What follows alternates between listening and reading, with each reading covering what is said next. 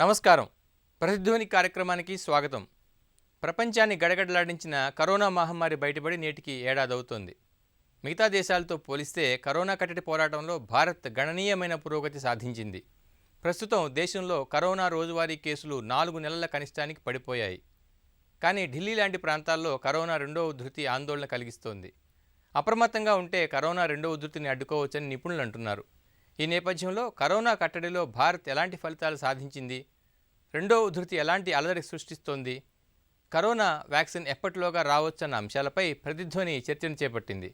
చర్చలో పాల్గొంటున్న నిపుణులు డాక్టర్ సిఎల్ వెంకట్రావు గారు, మెడికల్ కౌన్సిల్ ఆఫ్ ఇండియా మాజీ సభ్యులు, డాక్టర్ ఎంఎస్ఎస్ ముఖర్జీ గారు, ప్రముఖ cardiologist, Medicover hospitals, doctor PV Ramarao garu, చిన్నపిల్లల వైద్య నిపుణులు, ఆంధ్ర హాస్పిటల్స్ విజయవాడ.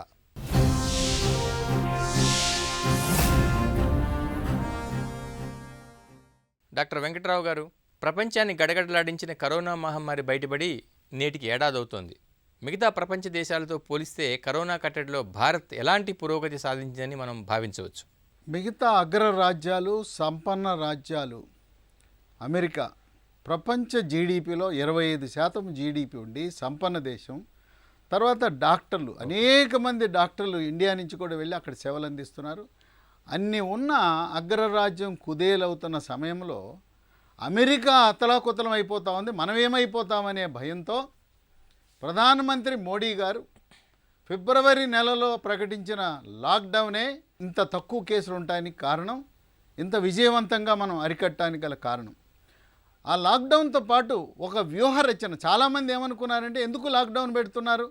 లాక్డౌన్ వల్ల కరోనా అరికట్టడానికి కాదు, ఈ కరోనా వైరస్ యొక్క జీవిత చరిత్ర ఏంటి, దాని ప్రవర్తన ఏంటి, గుణగణాలేంటి, ఏం మందులు వాడాలి, మనకు హాస్పిటల్ బెడ్లు ఎన్ని పెంచుకోవాలి, ఆక్సిజన్ ఎలా సమకూర్చాలి, వెంటిలేటర్ ఎన్ని తయారు చేయాలనే ఒక వ్యూహం కోసం లాక్డౌన్ ప్రకటించారు. ఆ లాక్డౌన్ ఆ రోజు ప్రకటిస్తే అనేకమైన విమర్శలు చేశారు. విమానాల్లో ముందే కట్టడి చేసి ఉండాల్సిందే, నవంబర్ డిసెంబర్లోనే విమానాలు కట్టడి చేయాల్సింది. ఈ యొక్క లేబరు, మైగ్రెంట్ లేబరు, వలస కార్మికులు ఏదో ఇబ్బంది పడిపోయారు అని అనేక రకమైన విమర్శలు చేశారు. ఆ రోజు మనకి లాక్డౌన్ ప్రకటించిన సమయంలో టెస్టులు చేయడానికి కేవలం ఒకే ఒక ల్యాబొరేటరీ, రోజుకి ఇంత పెద్ద దేశానికి 90 టెస్టులు నాగ్పూర్లో మాత్రం చేసేవారు. ఇక ఆ తర్వాత ఈరోజు 2000 ల్యాబొరేటరీలు, రోజుకు 15 లక్షల టెస్టులు చేసే కెపాసిటీ పెంచుకోగలిగాం. అంతేకాదు, ఎక్కడా కూడా ఆక్సిజన్ కొరత లేదు. ప్రపంచ దేశాలలో అతి తక్కువ కేసులు ఎక్కడున్నాయంటే భారతదేశం, అతి తక్కువ మరణాలు ఎక్కడున్నాయంటే భారతదేశం.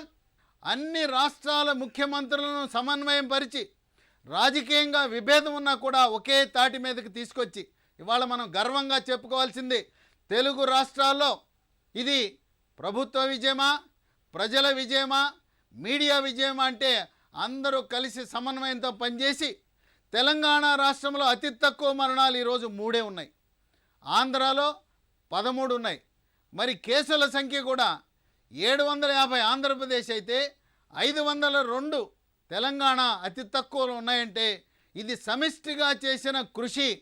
ప్రధానమంత్రి మోడీ గారు ఇచ్చిన సూచనల మేరకు లాక్డౌన్ ప్రకటించి కొద్దిగా ఇబ్బంది కలిగించిన ఆ లాక్డౌనే ఈరోజు శ్రీరామరక్ష అయింది.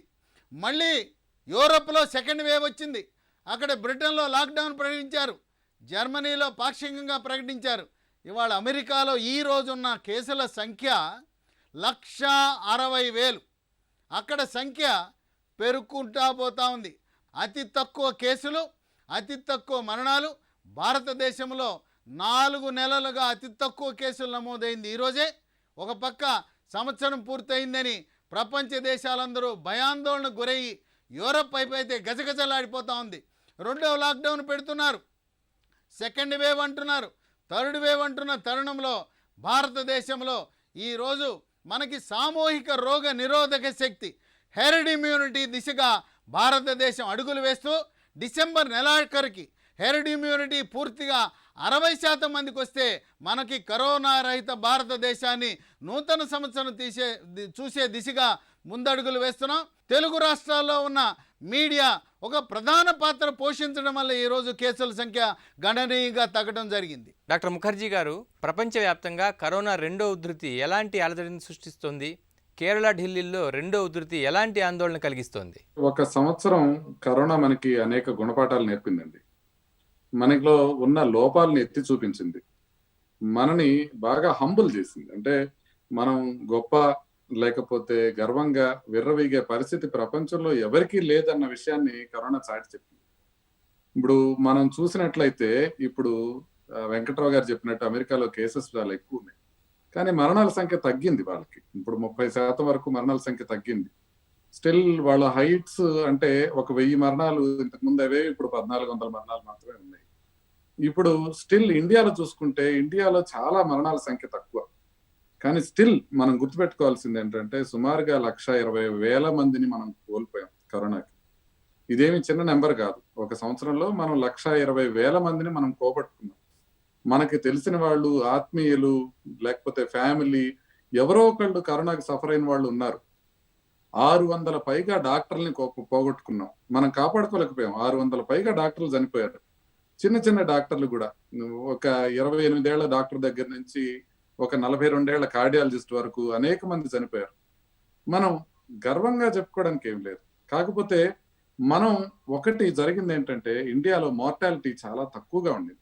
మొదటి నుంచి కూడా 2%, 3% ఉన్నది ఇప్పుడు 1.5%కి వచ్చి ఖచ్చితంగా తక్కువే వచ్చింది. మీరన్నట్టు ప్రపంచ దేశాలతో పోల్చుకుంటే ఇండియా బాగానే బయటపడిపోయింది. కానీ స్టిల్ మనం మర్చిపోకూడదు ఏంటంటే ఓవరాల్ గా ప్రపంచంలో కేసుల సంఖ్య తీసుకుంటే మనం ఇప్పటికీ 2వ స్థానంలోనే ఉన్నాం. అమెరికా తర్వాత మనమే ఉన్నాం, మన తర్వాత బ్రెజిల్ ఉంది. కాకపోతే మనకన్నా బెటర్ గా ఉన్న కంట్రీస్ ఉన్నాయి. ఆఫ్రికా ఉంది. ఆఫ్రికా ఖండం మొత్తం అంత గొప్పగా ఏం ఎఫెక్ట్ కాలేదు. అంత మాత్రాన ఆఫ్రికా గొప్పగా చేశారా అంటే అదేం లేదు. వాళ్ళకి కొంత భౌగోళికంగా, నైసర్గికంగా, లేకపోతే వాళ్ళకున్న వాతావరణ పరిస్థితులు బట్టి, వాళ్ళకి ఇంతకు ముందు వచ్చిన వైరస్ బట్టి వాళ్ళు కొంచెం బెటర్ ప్రొటెక్టెడ్ గా ఉన్నారు. బహుశా మనం కూడా అంతేనేమో. మనం కూడా కొంతవరకు ఇంతకు ముందు ఉన్న కరోనా వైరస్లు కొంతవరకు ఎఫెక్ట్ కావడం వల్ల. ఇంకొకటి ఏంటంటే మనకి పెద్దవాళ్ళు ఎప్పుడు ఇంట్లోనే ఉంటారు. ఒక 65 ఏళ్ళు దాటిందంటే వాళ్ళు రిటైర్ అయిపోయి ఇంట్లోనే జాగ్రత్తగా ఉంటారు. అందుకని మన వల్నరబుల్ పాపులేషన్ ని మనం కంట్రోల్ చేసుకోవడం చాలా ఈజీ అయింది. అదేవిధంగా మనకి అమెరికా టైప్ లో ఒబెసిటీలు ఇట్లాంటివి లేవు. యూరోప్ లోను అమెరికాతో పోల్చుకుంటే మనకు ఉండే ఒబెసిటీ లెవెల్స్ చాలా తక్కువ. ఇవన్నీ కారణాలుగా మనకి కొంతవరకు మార్టాలిటీ రేట్స్ తక్కువగా ఉన్నాయి. కానీ మనం చెల్లించాల్సిన మూల్యం దీనికి చెల్లించాం. మనం ఇప్పుడు దాకా చాలా నేర్చుకున్నాం దీన్ని ఏ రకంగా ట్రీట్ చేయాలి అని. ముందుగా వెంటిలేటర్స్ కొంత కొరత ఏర్పడతాయి అని అనుకున్నప్పటికీ వెంటిలేటర్స్ ఎక్కువగా వాడాల్సిన అవసరం లేకపోవడం వలన, ప్లస్ వెంటిలేటర్స్ ఎక్కువగా వాడటం వల్ల ఉపయోగం లేదని తెలుసుకోవటం వలన కొంతవరకు వెంటిలేటర్స్ ఇబ్బంది లేకుండా గడపగలిగాం. కానీ ఇప్పటికీ కూడా ఢిల్లీలో ఐసీయూ బెడ్స్ సరిపోయినవి లేవు అని ఢిల్లీ గవర్నమెంట్ తీసుకున్న ఒక చర్య, కనీసం ఒక 80% ఐసీయూ బెడ్స్ ని కోవిడ్ పేషెంట్స్ కి మనం రిజర్వ్ చేసి ఉంచాలి అని తీసుకున్న చర్యని హైకోర్టు సమర్థించలేదు. హైకోర్టు ఆపేసిన దాన్ని సుప్రీంకోర్టు స్టేని వెకేట్ చేయలేదు. తర్వాత మళ్ళీ ఇప్పుడు హైకోర్టు ఓకే చేసింది. అంటే ఇన్ని ఐసీయూ బెడ్స్ ని మనం రిజర్వ్ చేసి పెట్టుకోవాల్సిన పరిస్థితి వచ్చింది. మనకి కొన్ని అద్భుతమైన లెసన్స్ నేర్చుకున్నాం. ఎంత కష్టాల్లో కూడా ఇండియా సమిష్టిగా నిలబడగలదు, ఫెడరల్ వ్యవస్థ చాలా పటిష్టంగా ఉంది మనకి అనేది మనం ప్రూవ్ చేసుకోగలిగాం. ఇంకొకటి మనం ప్రూవ్ చేసుకోగలిగింది ఏంటంటే అర్లీగా ట్రీట్మెంట్స్ ని మనం గ్రహించి ప్రపంచ దేశాల్లో ఉన్న ట్రీట్మెంట్స్ ని వాటిని ఇమీడియట్ గా మనం అడాప్ట్ చేసుకోగలిగాం. ఇప్పటికిప్పుడు నేను ఖచ్చితంగా చెప్పగలను, ప్రపంచంలో ఎక్కడ జరుగుతున్న ట్రీట్మెంట్ కన్నా హైదరాబాద్ లో జరుగుతున్న ట్రీట్మెంట్ బ్రహ్మాండంగా ఉంది కోవిడ్ కి సంబంధించి అని. అంత తొందరగా మనం దాన్ని ఆకలింపు చేసుకొని దాన్ని తీసుకొని ఇక్కడ మనం చేసుకోగలిగాం. అదే విధంగా మనకి బెడ్స్ కంప్లీట్ గా కొరత లేకుండా కొన్ని రోజులు మనకి లాక్డౌన్ అయిపోగానే మార్చి 21 లాక్డౌన్ అయిపోయిన తర్వాత మనం లాక్డౌన్ ఎత్తేసిన తర్వాత కొన్ని రోజులు కొద్దిగా ఇబ్బంది పడ్డాం బెడ్స్ కి. ఆ తర్వాత ఎక్కడ ఇబ్బంది లేకుండా చక్కగా అన్ని స్థాయిల వాళ్ళు, అంటే కార్పొరేట్ స్థాయి నుంచి దగ్గర నుంచి చిన్న చిన్న హాస్పిటల్స్ లో కూడా ప్రోటోకాల్స్ ని ఏర్పరచుకుని వాటిని తీసుకోగలిగాం. ప్రజల్ని కొంతవరకు అందరం కష్టపడి, నేను కావచ్చు, మీరు కావచ్చు, స్వచ్ఛంద సంస్థలు ఏర్పడి ఆకలి తీర్చగలిగాం. ఒకళ్ళంటే ఒకళ్ళకి అభిమానం ఏర్పడింది, విభేదాలు కాదు, అభిమానం ఏర్పడింది. ఇన్నిటిని మనం చేసుకోగలిగాం చక్కగా.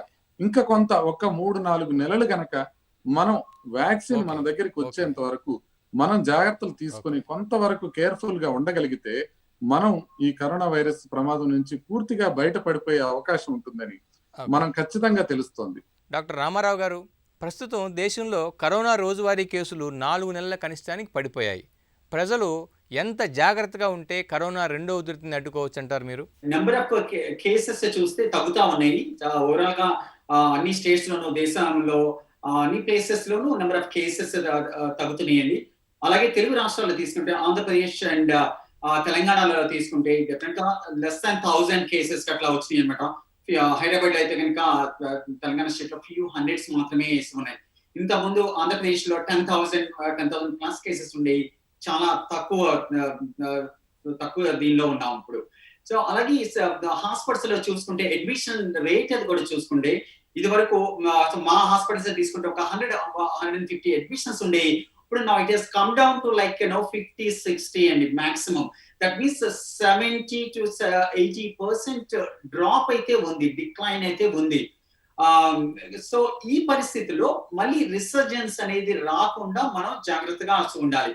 ఇప్పుడు అదర్ కంట్రీస్ తీసుకున్నారు అనుకోండి, ఫర్ ఎగ్జాంపుల్ యునైటెడ్ కింగ్డమ్ లో తీసుకుంటే నెంబర్ ఆఫ్ కేసెస్ తగ్గినాయి. 300 to 400 కేసెస్ వచ్చి మళ్ళీ అగైన్ నెంబర్ ఇంక్రీజ్డ్. నా ఇప్పుడు చూసుకుంటే దాదాపుగా 20-25-30,000 పర్ డే వస్తున్నాయండి. అది చాలా ఎక్కువ అన్నట్టు. అది యూకే కంట్రీ ఎంత అండి, చిన్న కంట్రీ. అంటే మన ఆంధ్రప్రదేశ్ ఎంత ఉంటుందో పాపులేషన్, అక్కడ కూడా అంతే ఉంటారు. సో అంత దానిలో రోజుకి 25-30,000 మళ్ళీ పాజిటివ్స్ వస్తున్నాయి. లాక్డౌన్ పెట్టేశారు London and other major cities like Manchester, Birmingham and all. అక్కడ పరిస్థితి అంత బాగాలేదు. Number of admissions, number of ICU admissions, number of ventilated beds, number of deaths అవి కూడా ఎక్కువ ఉన్నాయి. సో అదే కంపేర్ చేస్తే UK population, Andhra Pradesh population similar, 5 crores కాబట్టి మనం ఈ స్టేజ్ లో జాగ్రత్తగా ఉండాలి. అంటే తగ్గిపోతుంది కదా అని మనం ప్రజలు రిలాక్స్ అయ్యి ఎక్కువ బయటకు వచ్చేసి మనం చెప్పినవి పాటించకుండా, ఫర్ ఎగ్జాంపుల్ సింపుల్ థింగ్స్ అండి చెప్పేవి కూడా మనం 3 things చెప్పేది. Proper hand washing, use sanitiser, దూరం మెయింటైన్ చేయండి, 3 to 6 feet distance, and mask పెట్టుకోండి. మనం అడిగి చాలా చాలా సింపుల్ థింగ్స్. 3 ఇంకో కొన్నాళ్ళ పాటు, ఒక 2-3 months పాటు జాగ్రత్తగా ఉంటే నెంబర్ 1 రిసర్జెన్స్ రాకుండా ఉంటుంది. అంటే నెంబర్ ఆఫ్ కేసెస్ ఇంక్రీజ్ కాకుండా ఉంటాయి. తర్వాత ఈలోపు వ్యాక్సిన్ కూడా వచ్చేస్తుంది. సో బేసిక్లీ నేను చెప్పేది ఏంటంటే, ఒకటి ప్రజలు జాగ్రత్తగా ఉండాలి, అప్పుడే రిలాక్స్ అవడానికి రిలాక్స్ అవ్వకూడదు. నెంబర్ 2 గవర్నమెంట్స్ చేస్తున్నాయి, state and central governments. And then health care professionals వాళ్ళు కష్టపడతానే ఉన్నారు. వాళ్ళ ప్రాణాన్ని పణంగా పెట్టి ఫ్రంట్ లైన్ లో ఉండి ఎన్నాళ్ళ నుంచి దాదాపుగా 9-10 months నుంచి కష్టపడతానే ఉన్నారు. సో వీళ్ళ ముగ్గురు కలిస్తేనే ఏదైనా సాధ్యపడుతుందండి. Governments, health care professionals and ప్రజలు, వీళ్ళ ముగ్గురు చేయవలసిన థింగ్స్ చేస్తే, ప్రజలు జాగ్రత్తగా ఉంటే డెఫినెట్ గా ఈ రిసర్జెన్స్ సెకండ్ వేవ్ రాకుండా మనం అరికట్టొచ్చు. ఈ కరోనాని మనం పారదోలొచ్చండి.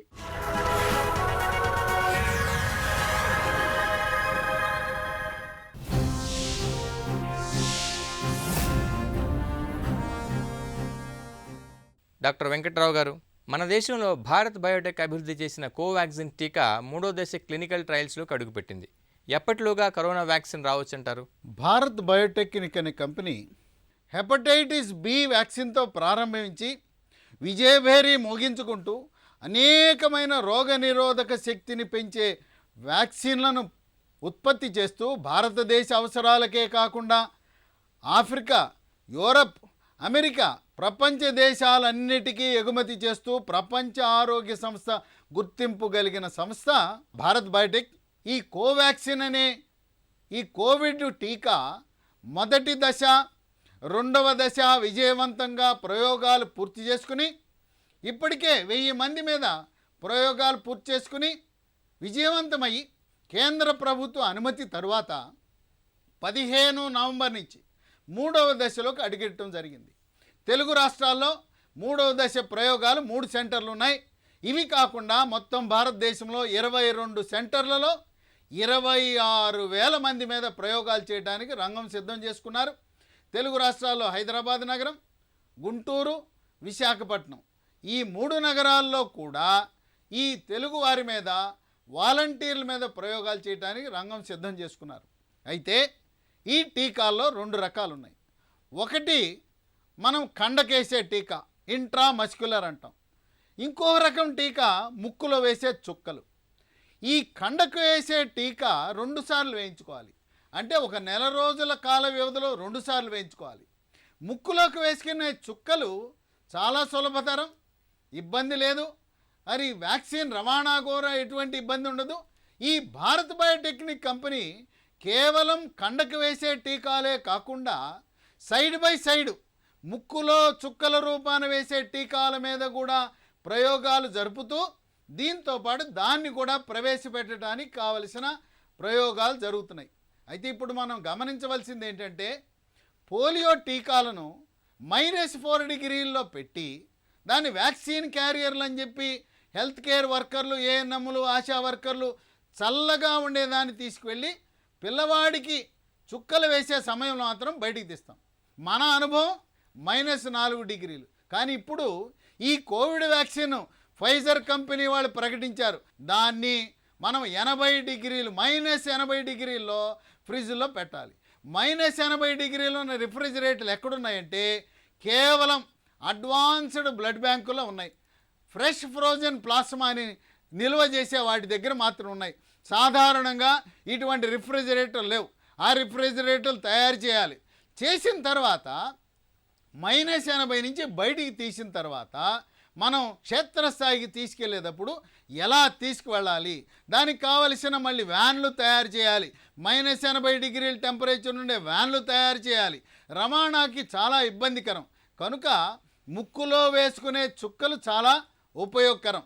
ఇవాళ భారత్ బయోటెక్నిక్ భారతదేశంలో 4-5 కంపెనీలు 2వ దశ పూర్తి చేసుకునే ప్రక్రియలో ఉన్న ఒక అడుగు ముందు భారత్ బయోటెక్నిక్ ఉండి త్వరలోనే 1 నెల రోజుల కాల వ్యవధిలోనే 3వ దశని 26,000 మంది మీద కూడా ప్రయోగాలు పూర్తి చేసిన తర్వాత కేంద్ర ప్రభుత్వానికి ఇండియన్ కౌన్సిల్ ఆఫ్ మెడికల్ రీసెర్చ్కి నివేదిక ఇచ్చిన తర్వాత వాళ్ళ ఆమోదం పొందిన తర్వాత మార్కెట్లో విడుదల చేయడానికి రంగం సిద్ధం చేసుకుంది. జనవరి నాటికి భారత్ బయోటెక్నిక్ వ్యాక్సిన్ విడుదల చేయడానికి రంగం సిద్ధం చేసుకుంది. విదేశాలలో అమెరికాలో ఉండే ఫైజర్ కంపెనీ, మోడర్నా కంపెనీ అవన్నీ కూడా మన భారతదేశంలోకి అందుబాటులో రావడానికి అంత వెసులుబాటు లేదు. డాక్టర్ ముఖర్జీ గారు, కరోనా టీకా వచ్చిన తర్వాత కూడా 130 కోట్ల మందికి ఇవ్వాలంటే ఎంత సమయం పడుతుంది? ఆ దిశగా ప్రభుత్వాలు ఎలాంటి ప్రణాళికలు తయారు చేసుకుంటున్నాయి? ఇప్పుడు వెంకట్రావు గారు చెప్పినట్టుగా ఫైజర్ వ్యాక్సిన్ మాత్రం మనకి కొంచెం ఇవ్వడం చాలా కష్టం అండి. అది -70 to -90 డిగ్రీ సెంటిగ్రేడ్ మధ్య స్టోర్ చేయాల్సిన అవసరం ఉంటుంది. ఆ స్టోర్ చేసిన తర్వాత థా చేస్తే 5 రోజుల లోపలే ఇచ్చేసేయాల్సిన అవసరం ఉంటుంది. సో అది కొంచెం కష్టంతో కూడుకున్న విషయం.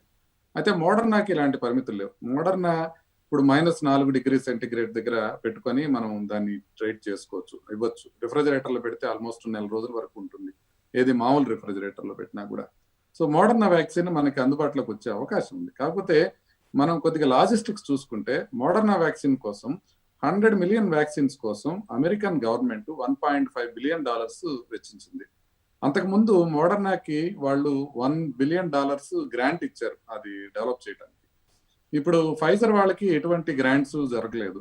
కాబట్టి ఇప్పుడు $1.5 బిలియన్ పెట్టి 100 మిలియన్ వ్యాక్సిన్స్ కొనుక్కుంటే వాళ్ళు సుమారుగా $15 ఖర్చు పెట్టారు ఒక్కొక్క వ్యాక్సిన్ కి. యూరోపియన్ యూనియన్ వాళ్ళు మోడర్నా వ్యాక్సిన్ కొనుక్కోవడానికి ప్రయత్నం చేస్తున్నారు. వాళ్ళు $25 కన్నా తక్కువ పెట్టి దాన్ని కొనుక్కోవడానికి ప్రయత్నం చేస్తున్నాము అని చెప్తున్నారు. ఇప్పుడు మనది డెవలపింగ్ కంట్రీ అని చెప్పి మోడర్నా దగ్గర నుంచి మన వాళ్ళు కూడా చర్చలు జరుపుతున్నారు మోడర్నాతో.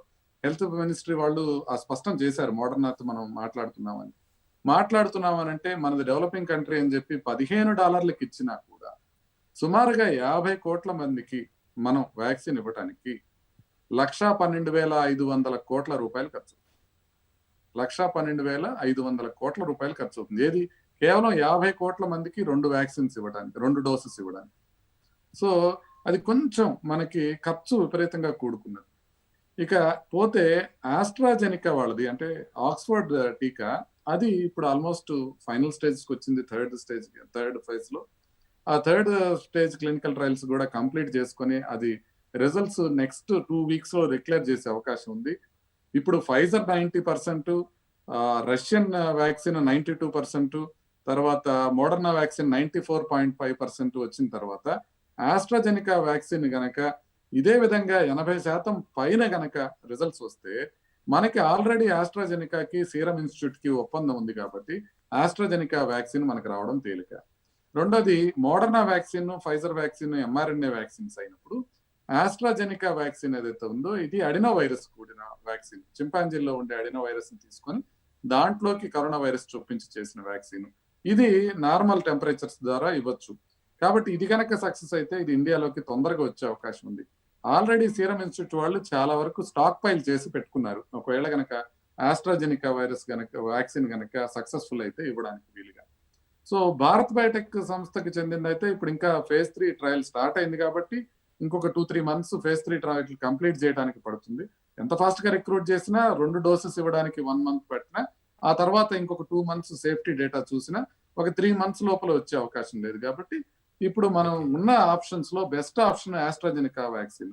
అది కనుక మంచి రిజల్ట్స్ వస్తే మనకి మంచి రోజులు ఉన్నట్టే. ఒకవేళ దాంట్లో మంచి రిజల్ట్ లేకపోతే మోడర్నా వ్యాక్సిన్ కొంచెం ఎక్కువ డబ్బులు పెట్టి మనం కొనుక్కోవడానికి సిద్ధంగా ఉండాలి.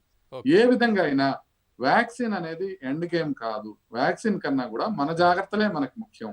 ఎందుకంటే వ్యాక్సిన్ ఇప్పుడు 50 కోట్ల మందికి ఇవ్వడానికి అంత ఖర్చు అవుతున్నప్పుడు ప్రజలందరికీ వ్యాక్సిన్ రావడానికి టైం పడుతున్నప్పుడు మనం ఎటువైపు మనం కొంత జాగ్రత్తలో మనం ఉండాల్సిన అవసరం ఉంది.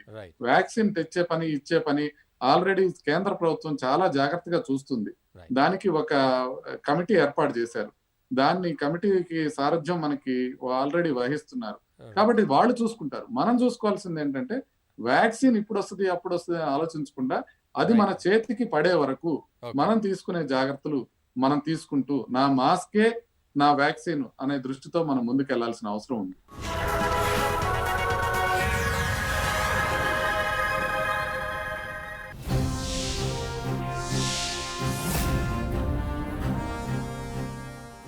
డాక్టర్ రామారావు గారు, లాక్డౌన్ నిబంధనలు ఎత్తివేశాక ప్రజలు రిలాక్స్గా కనిపిస్తున్నారు.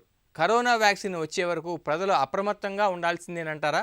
లాక్డౌన్ రిలాక్స్ చేసిన తర్వాత అంటే ప్రజలు కూడా రిలాక్స్ అవుతున్నట్టుగానే అనిపిస్తుందండి. అంటే నాట్ ఆల్, అంటే ఒక 2/3 పీపుల్, అరౌండ్ 60-70% పీపుల్ జాగ్రత్తగానే ఉంటున్నారు. కానీ 30% అగైన్ కొంచెం రిలాక్సేషన్ వచ్చినట్టే అనిపిస్తుంది. సో ఈ కరోనా దీనిలో ఏంటంటే ప్రతి వాళ్ళు సేఫ్ గా ఉంటే మనం సేఫ్ గా ఉంటాం. అంటే ఎదుటి వాడు జాగ్రత్తలు తీసుకుంటేనే మనకి కరోనా రాకుండా ఉంటుంది. మనం అన్ని జాగ్రత్తలు తీసుకుని మనం పర్వాలేదు అనుకోవటానికి లేదనమాట. సో నేను చెప్పినట్టు ఏంటంటే ప్రతి వాళ్ళు సేఫ్టీ మెజర్స్ అనేది తీసుకోవాలి. ఈ ప్రికాషన్స్ తీసుకోవడం అనేది ఇందాక చెప్పినట్టుగా పెద్ద కష్టం ఏమి కాదండి. ఫర్ ఎగ్జాంపుల్ జపానే తీసుకోండి. So that is kind of ideal అండి. వాళ్ళు ఎప్పటి నుంచో ఎన్నో సంవత్సరాల నుంచి, డికేట్స్ నుంచి వాళ్ళు మాస్క్ యూజ్ చేయటము, ఆ దూరంగా ఉండి మాట్లాడుకోవటము, హ్యాండ్ వాషింగ్, శానిటైజర్ యూజ్ చేయటం అనేది వాళ్ళకి ఎన్నో సంవత్సరాల నుంచి, డికేట్స్ నుంచి అలవాటు అయిపోయింది అనమాట. సో అందుకని వాళ్ళకి అక్కడ అసలు కరోనా అనేది ఇనిషియల్ గా వచ్చినాయి కానీ దాని తర్వాత చాలా ఫాస్ట్ గా తగ్గిపోయింది. వాళ్ళకి అసలు సెకండ్ వేవ్ లేదు. ఇప్పుడు ఆల్మోస్ట్ 0 కేసెస్. అది ఎందువల్ల సాధ్యపడిందంటే ఇట్స్ గవర్నమెంట్స్ కాదు, లేకపోతే హెల్త్ కేర్ ప్రొఫెషనల్స్ వల్ల కాదు. ప్రజలు వాళ్ళు జాగ్రత్తగా ఉండటము, వాళ్ళు చెప్పినవన్నీ పాటించడము, వాళ్ళు ఎన్నో సంవత్సరాల నుంచి they are already doing that. కాబట్టి అక్కడ కరోనా అనేది లేదండి. సో అందుకని నేను చెప్పేది ఏంటంటే వ్యాక్సిన్ వస్తుంది కరెక్టే. అంటే వ్యాక్సిన్ వచ్చిన తర్వాత కూడా మనం అప్పుడే 100% రిలాక్స్ అయిపోతే కష్టం అవుతుందండి. ఎందుకంటే వ్యాక్సిన్ వల్ల ఇట్ గివ్స్ ప్రొటెక్షన్ 80% కావచ్చు, 90 కావచ్చు, 95% కావచ్చు. అంటే ఇట్స్ నాట్ 100% అండి. Any vaccine, if you take any vaccine 100% protection అనేది దేనికి ఉండదు. మ్యాక్స్ లైక్ 80-90 అప్పుడు ఉన్న దానికి మాక్సిమం 95% చెప్తున్నారు. So still kind of their is 10-20% of chance vaccine తీసుకున్నా సరే ఇన్ఫెక్షన్ రావడానికి అవకాశం ఉంటుంది. కాబట్టి మనం వ్యాక్సిన్ వచ్చే వరకు జాగ్రత్తగా ఉందాం, దాని తర్వాత రిలాక్స్ అవడానికి లేదు. మనం ఎప్పటికీ అంటే కొన్నాళ్ళ పాటు కంప్లీట్ గా అది 0 లెవెల్కి వచ్చే వరకు జాగ్రత్తగానే ఉండాలి. అది 3 మంత్స్ కావచ్చు, 6 మంత్స్ కావచ్చు, 1 ఇయర్ కావచ్చు. ప్రజలు ప్రభుత్వాలు చెప్పినట్టు, డాక్టర్స్ చెప్పినట్టు 3 మెజర్స్ తీసుకుంటే కరోనా మన దగ్గరికి రాదండి. ప్రపంచమంతా కరోనా వ్యాక్సిన్ కోసం ఎదురు చూస్తోంది. మన దేశంలో భారత్ బయోటెక్ అభివృద్ధి చేసిన కోవాక్సిన్ టీకా 3వ దశ క్లినికల్ ట్రయల్స్లోకి అడుగుపెట్టింది. కరోనా వ్యాక్సిన్ వచ్చే వరకు ప్రజలు అప్రమత్తంగా ఉండాలని నిపుణులు సూచిస్తున్నారు. ఇది నేటి ప్రతిధ్వని. నమస్కారం.